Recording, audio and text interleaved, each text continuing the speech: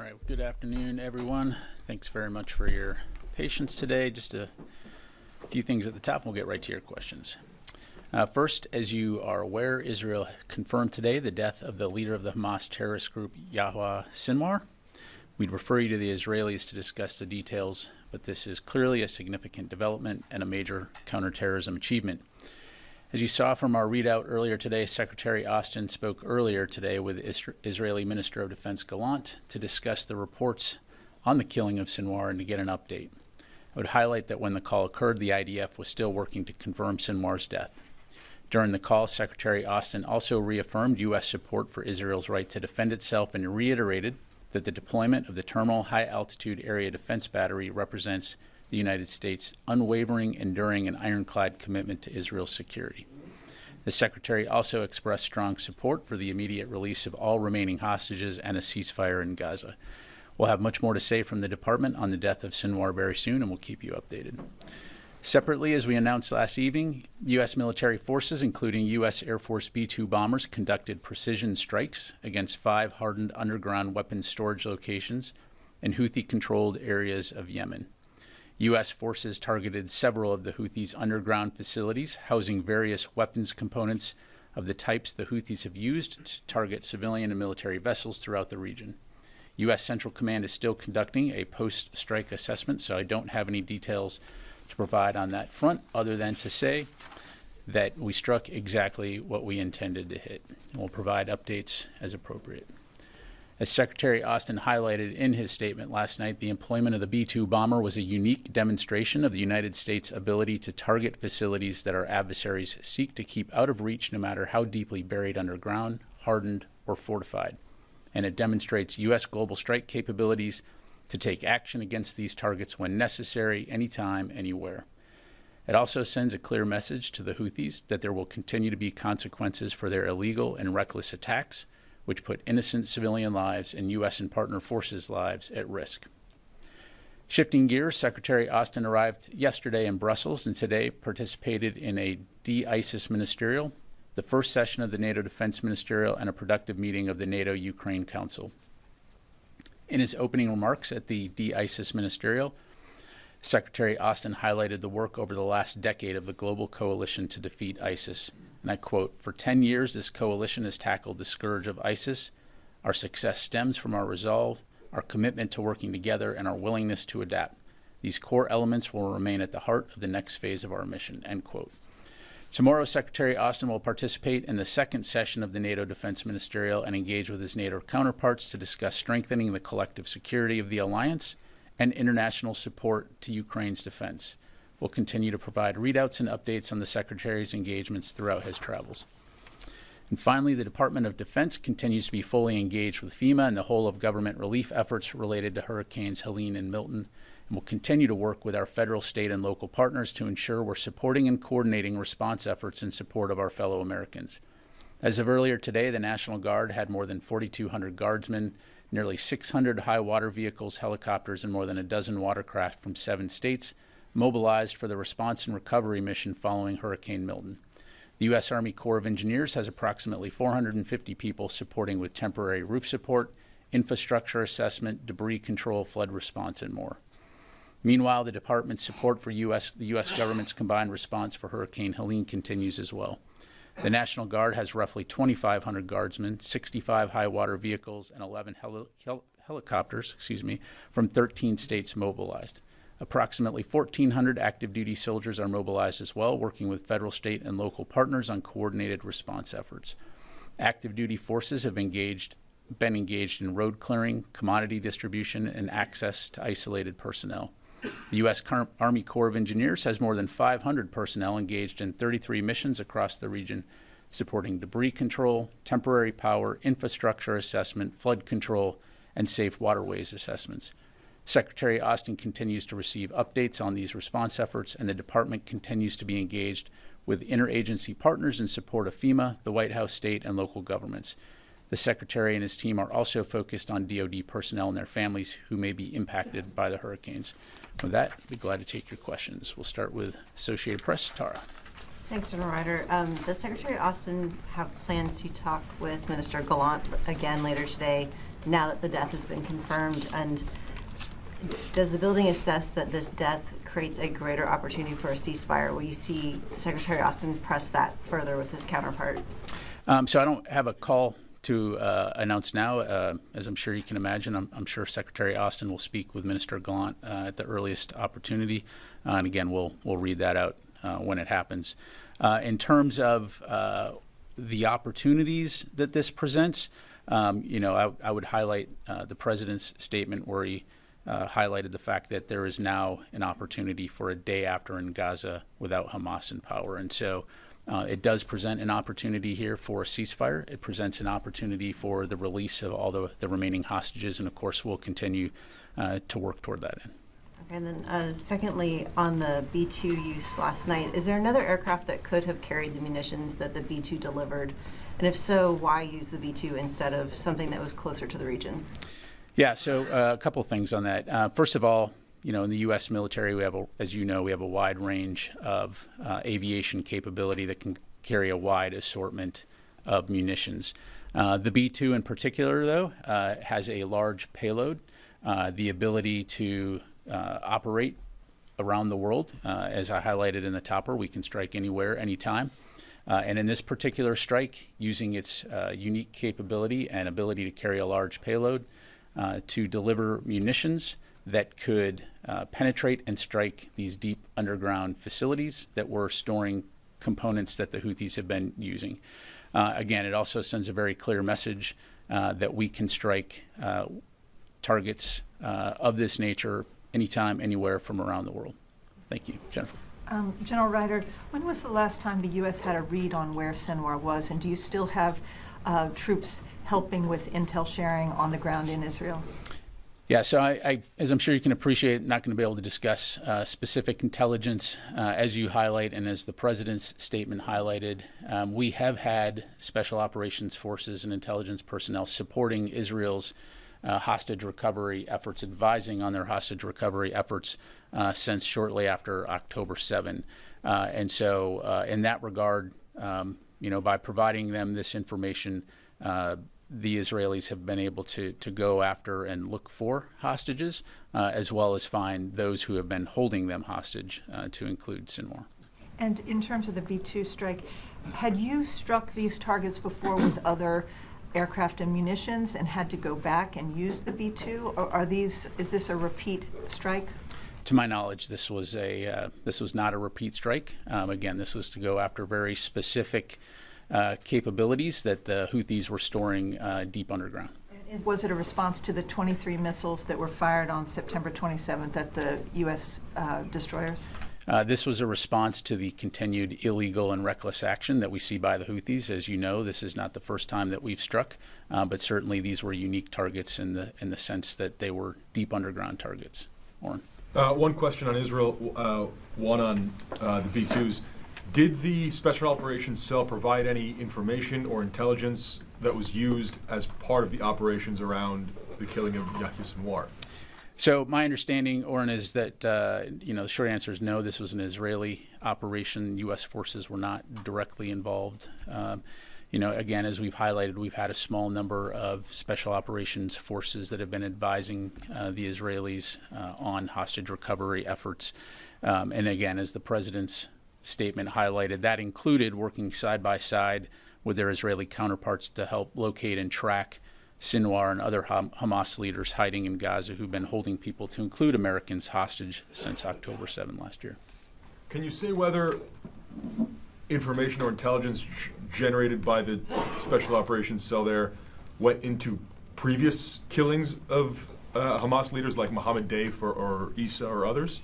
Again, I'm not going to speak about intelligence other than to say, just highlight what I just told you in terms of sharing intelligence and information in support of hostage recovery efforts and tracking those who have been holding individuals, to include Americans, hostage. And then just a very quick question on the B-2s. When the Secretary put out a statement last night saying adversaries seeking to essentially place things deep underground in hardened bunkers, you haven't used the word Iran, but that seems a very clear message to Iran and its underground nuclear facilities. Well, as I highlighted in my topper, it was certainly a message to the Houthis and anyone else, potential adversaries that hide things deep underground. It's a message to them as well. Tony.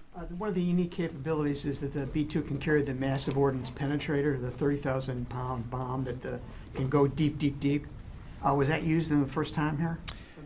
Yeah, Tony, so for operation security reasons, I'm just not going to be able to get into the type of ordnance that was employed in this mission. Again, the B-2 is a very versatile aircraft that can carry a wide range of munitions tailored for the particular operation that it's been tasked to do. And I'll just leave it there. Okay, and THAAD, has the THAAD battery arrived, and is it now fully integrated with Israel's air defense systems? So you saw our statement earlier in the week that troops have begun to arrive in Israel and the components have begun to arrive in Israel. It's going to be fully operations capable in the near future. I'm not going to get into the specific dates for operation security. I will say that it has been integrated into the Israeli air defense as well as our broader U.S. Efforts, regionally to support the defense of Israel. So you think few Navy destroyers possibly, or swap data with the Navy destroyers in the Eastern Med for air defense and kind of provide an umbrella? So the way it works is from a theater standpoint. The U.S. works closely with Israel and other partners when it comes to things like air defense to coordinate, to exchange information to ensure that we have a holistic picture and can respond to contingencies throughout the area of responsibility, to include supporting the defense of Israel. Thanks. Let me go to John, and then I'll go to Charlie. Go ahead. Okay. Sorry. Thank you very much, Gerald. This administration has been saying that Hamas have been largely destroyed, and that's why Israel can't agree to a ceasefire. And today the Vice President said that Hamas have been decimated. Would you say to your Israeli counterparts, to the Israeli government, that if they made the decision to agree to a ceasefire today, especially after today's development, that wouldn't be a silly decision militarily, that they can trust that decision? Well, as I'm sure you can appreciate, I'm not going to provide military-to-military advice from the podium to our Israeli counterparts. To your point, Hamas has been incredibly degraded, as evidenced by the killing of their leader, a significant number of their forces, and certainly do not resemble anything close to what they were on October 7, or the ability to conduct the kinds of operations we saw them. So I'll leave it to the Israelis to talk about their plans as it relates to Hamas. But as I highlighted earlier, and as the president highlighted in his statement, the killing of and the death of Sinwar certainly does present an opportunity, and I'll just leave it there. Can I just one quick follow-up? So as far as I understand, this administration thinks that it makes sense right now to agree to a ceasefire. That's pretty clear, I guess. Again, I'm Department of Defense, so broadly speaking, we absolutely support a ceasefire so that we can ensure that humanitarian assistance is getting into Gaza, that the Palestinian people can see a restoration of security and stability. But we also recognize the threat that Hamas has posed to Israel, and so we'll continue to consult with Israel and our partners in the region, but obviously want to see a ceasefire as soon as possible. And most importantly, the release of the hostages that continue to be held by Hamas. Charlie. Thanks, General. Sinwar had American blood on his hands, and the Vice President was willing to go a little bit further than you will from there, saying American special operations and intelligence personnel had worked closely with their Israeli counterparts to locate and track Sinwar. He's dead now, so we're not at risk of foiling any sort of intelligence around that. But are you not willing to give us an idea? I'm not sure what I said that was contrary to that. What I was asked was there direct U.S. involvement in this particular Israeli operation, and I said no. Did U.S. Special Forces or intelligence know where Sinwar was when this happened? Again, I'm not going to get into intelligence. What I'm telling you is this was an Israeli operation and that we've been sharing information and intelligence in support of hostage recovery efforts and the tracking of these leaders who have been holding hostages, to include Americans. And so, in so much as it's helped to inform Israeli operations in general, writ large, certainly it has played a role. But in terms of this particular, what happened today or last night, again, It's an important question. and I just answered it. So let me go on to Joseph. Thanks. I know you said the Secretary spoke to his Israeli counterpart before the Sinwar's death was confirmed, but did the Secretary, because as far as we know, you guys haven't received a day after plan from the Israelis in Gaza yet, is that correct? Again, from a Department of Defense standpoint, we're continuing to talk with our Israeli counterparts in terms of what that would look like. Certainly, it will be a complex undertaking, but, more to follow on that. And just to follow up on that, does the department think there's anything more to be done militarily in Gaza from the Israeli point of view? So that's really a question for the Israelis. Again, I think we've been pretty clear that we want to see a ceasefire. We want to see a restoration of a significant flow of humanitarian assistance into Gaza. We want to ensure, though, that Hamas is not in a position to conduct the kinds of attacks that it did on October 7th. Certainly they are, down for the count in terms of their leader. But, again, I'll defer to the Israelis to talk about their comfort level on that. Quick last one. What's the Secretary going to do in the Vatican? I think he's got that on the last part of his trip. He's got an official visit, the Vatican City. Again, we'll have a readout of that when he visits there. So let me go to Wafa. Yes, ma'am. Thank you, General. Over the years, Hamas has shown resilience with replacing leaders when they were killed. So what's different now? Why the assessment within this administration that the killing of Sinwar would remove a significant obstacle in Gaza? Well, as you highlight, and this is always a challenge with terrorist organizations, is that, you remove the head and another is quickly replaces. So I'm certain that's something that the Israelis will continue to keep an eye on, as will we. But I also don't think you can discount the significance, again, from a counterterrorism standpoint, the role that Sinwar has played in leading this organization, also as the architect, so to speak, of the October 7 Hamas attack against Israel. It's significant that he's been taken off the battlefield. Let me go to the phone here real quick. Dan Lamoth, Washington Post. General, thanks for your time. I wanted to get your assessment. Does the Pentagon have an assessment, and maybe would be a better way to put it, of whether with the death of Sinwar, whether this is a particularly dangerous time for U.S. troops in the region, whether you anticipate any kind of retaliation by any of the militias or Iran or anything as a result? Yeah, thanks, Dan. I can't predict the future, and I'm not going to speculate. We already know that the Middle East is in a very tense situation right now, and have taken significant steps to ensure that our forces that are in the region, as well as our citizens, are protected. And so, as we always do, we'll continue to keep our head on a swivel, protect our forces, support the defense of Israel, and be ready to respond to any variety of contingencies should they arise. Let me go to Phil Stewart, Reuters. Yeah, hi.